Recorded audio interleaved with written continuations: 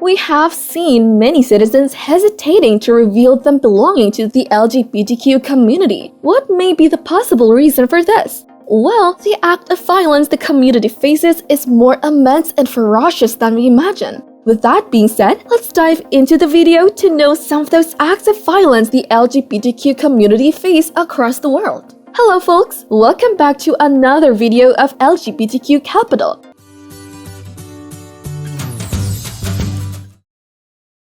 Today, we'll be covering all there is to know about the acts of violence and abuse against LGBTQ people around the world. Before we move on, don't forget to drop a like. If you're new here, then don't forget to hit that subscribe button. Also, do click on the bell icon to turn on post notifications. So, without further ado, let's get started. Violence against members of the LGBTQ community has been reported around all areas of the world.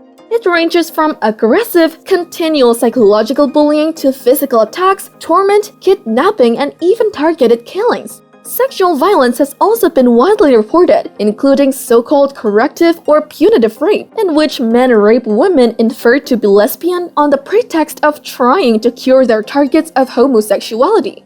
Let's look into 10 cases which have come into the attention of the UN Human Rights Office. Number 10. Let's look into Seth Walsh's case. He was 13 when he stepped into the garden of his family's home in Tehachapi, California and hung himself. Before making the unfortunate decision to end his life, he had undergone years of homophobic taunting and misuse from his peers at school and in his neighborhood.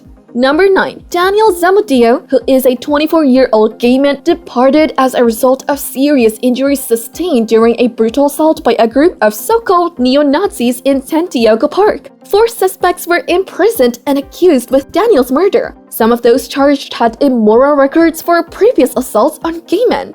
Number 8. Sunita, which is not her actual name, a transgender woman, was arrested by police in Kathmandu, taken to a local police station and allegedly verbally abused and commanded her to remove her clothes. When she declined, the police officers present reportedly removed her clothes forcibly and touched her genitals while mocking her and coerced to cut her hair off as penalty for wearing women's clothes. Number 7. A South African LGBT rights activist, Naxala Nogwaza, was 24 when she was assaulted and murdered in Kwatima Township near Johannesburg.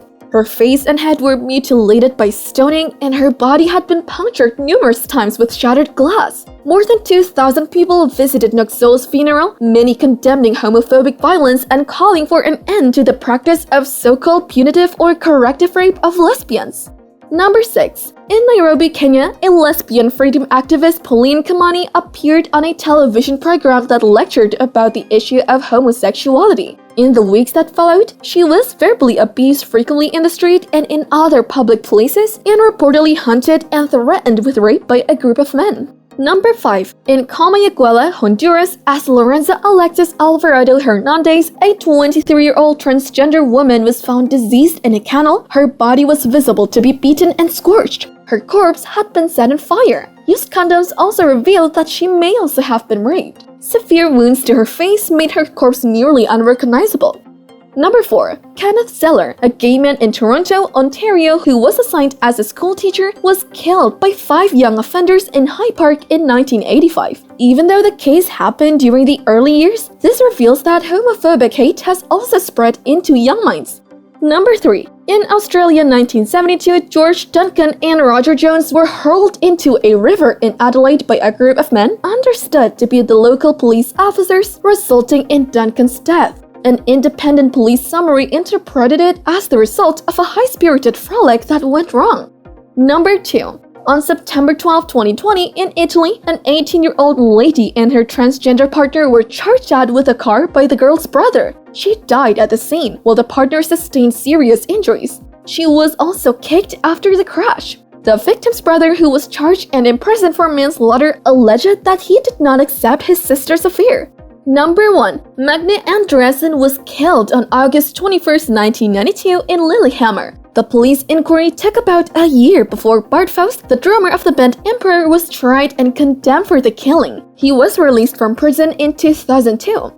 All this news is very distressing and shows the darker side of society, who are striving to find reasons to hate one another. You can make a difference in helping out yourself and your brothers and sisters by speaking out and reporting all such violence, even when it does not regard you directly. Speak out your insecurities and don't feel bad or embarrassed in doing so.